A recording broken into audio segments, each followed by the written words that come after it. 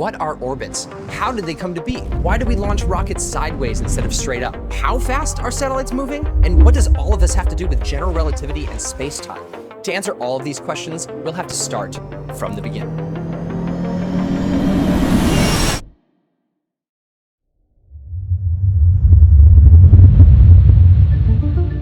The Big Bang set everything in motion, motion that we can still see from Earth. The beginning of our understanding of orbits came from looking up and watching stars travel across the night sky.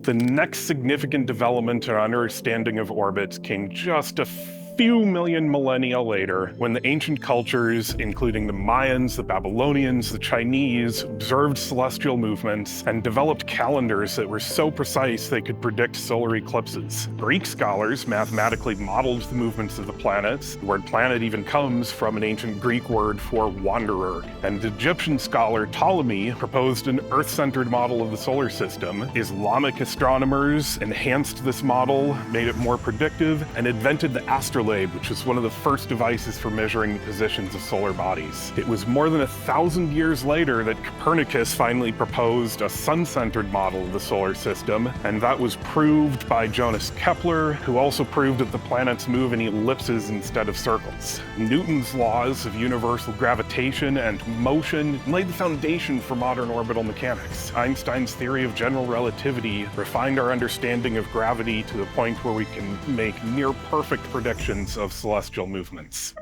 Spacetime is altered by large bodies of mass like our Earth. This interaction between masses through warped spacetime is what we perceive as gravity. Other objects affected by gravity are drawn towards the mass and begin to orbit. There are a few fundamental parameters used to define an orbit. The apogee is the most distant point of an orbit from the Earth, whereas the perigee is the closest point. An orbit usually has the shape of an ellipse, which looks like a squashed circle. The eccentricity defines how squashed the circle is. The inclination defines the angle in relation to the equator. The longitude of the ascending node is the angle from a reference direction in inertial space to the point where the orbit meets the reference plane. The argument of periapsis is the angle measured from the ascending node to the periapsis. And lastly, the true anomaly is the angle of the spacecraft's location along the orbit measured from periapsis.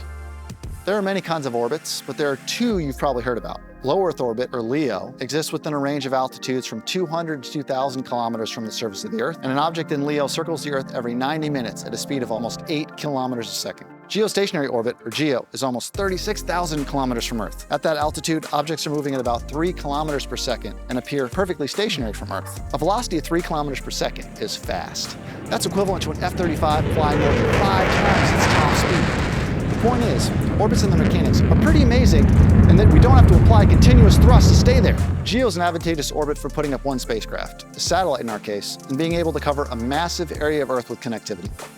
But how do you get to GEO or any orbit?